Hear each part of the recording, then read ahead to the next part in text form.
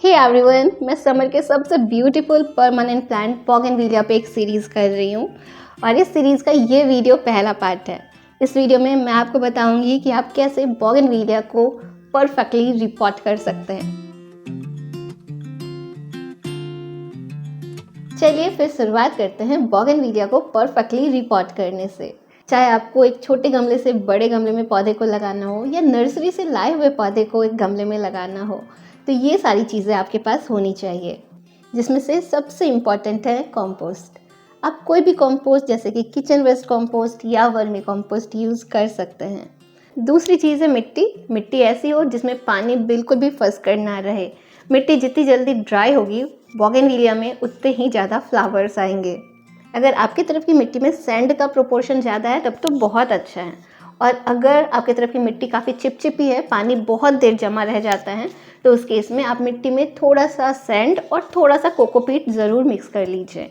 Perfect repotting के लिए जो कुछ चीज़ें आपको और चाहिए उसमें से सबसे इम्पॉर्टेंट है सूखे हुए केले के छिलके का टुकड़ा। ये रिपॉट हुए प्लांट को थोड़े दिन बाद से पोटेशियम अवेलेबल कराते हैं, जो कि पौधे की ग्रोथ को भी बूस्ट करते हैं और फ्लावर इनिशिएशन में भी मदद करते हैं।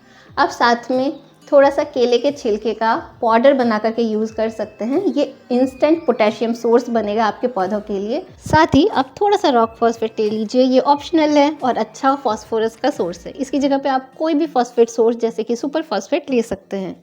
और पौधे को रिपॉट करने के लिए आपको ऑब्वियसली चाहिए होगा पॉट। बोगनविलिया के लिए सीमेंट का या मिट्टी का गमला ही बेस्ट होता है। पौधे को ग्रो बैग से बाहर निकाल लेते हैं। वैसे मैं हमेशा कोशिश करती हूँ कि ग्रो बैग बिना डैमेज किए पौधा निकाल लूँ, जो इस केस में पॉसिबल नहीं था। इसलिए मैं ग्रो बैग को रीयूज़ कर रही हूँ कुछ इस तरीके से। पेवल की जगह ग्रो बैग से ही हम ड्रेनेज होल को कवर कर देंगे और फिर हम गमले को 1/3 मिट्टी से भर देंगे। मिट्टी के ऊपर डाल देते हैं सूखे हुए केले के छिलके के टुकड़े और थोड़ा सा रॉक फॉस्फेट। इसे ऊपर वाली मिट्टी के साथ ही मिक्स कर देंगे। साथ में कंपोस्ट भी ऐड कर दीजिए और इसे भी मिट्टी के साथ मिक्स कर लीजिए। पौधे को गमले में लगाने से पहले उसके रूट बॉल को थोड़ा एक्टिवेट करना होता है। साइड की थोड़ी मिट्टी हटा दीजिए नीचे से, और ऊपर से हल्की मिट्टी हटा दीजिए। पूरे रूट बॉल को आपको तोड़ना नहीं है। अब बस रूट बॉल के लिए जगह बनाइए और पौधे को प्लांट कर दीजिए। बचा हुआ रॉक फॉस्फेट, बनाना पील पाउडर और कंपोस्ट, तीनों ही चीज़ें ऊपर वाली मिट्टी पे डाल के अच्छे से मिक्स कर देंगे और रूट बॉल को मिट्टी से कवर कर देंगे। फ्रेंड्स, रिपॉटिंग में जो चीज़ों का आपको ध्यान रखना है वो है गमले की साइज़, जो कि रूट बॉल से कम 1 इंचेस बड़ा होना चाहिए, और साथ ही क्वांटिटी बनाना पील, रॉक फॉस्फेट और कंपोस्ट की जो मैंने यूज़ करी है वो आप पौधे के अकॉर्डिंग एडजस्ट कर सकते हैं वीडियो में दिखाए गए क्वांटिटी के अनुसार। इन कुछ ट्रिक्स और मटेरियल को यूज़ करके अगर आप बोगनविलिया रिपॉट करेंगे तो आपका पौधा जल्दी सेट हो जाएगा, रूट अच्छे से ग्रो होने लगेंगे नए मीडियम में, और पौधे में बहुत सारे फ्लावर्स भी मिलेंगे। रिपॉट करने के बाद पानी डालना बिल्कुल मत भूलिएगा।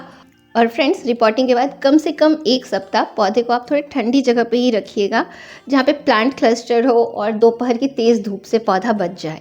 रिपॉटिंग से रिलेटेड और भी कोई क्वेरी हो तो मुझे नीचे कमेंट सेक्शन में लिखिएगा।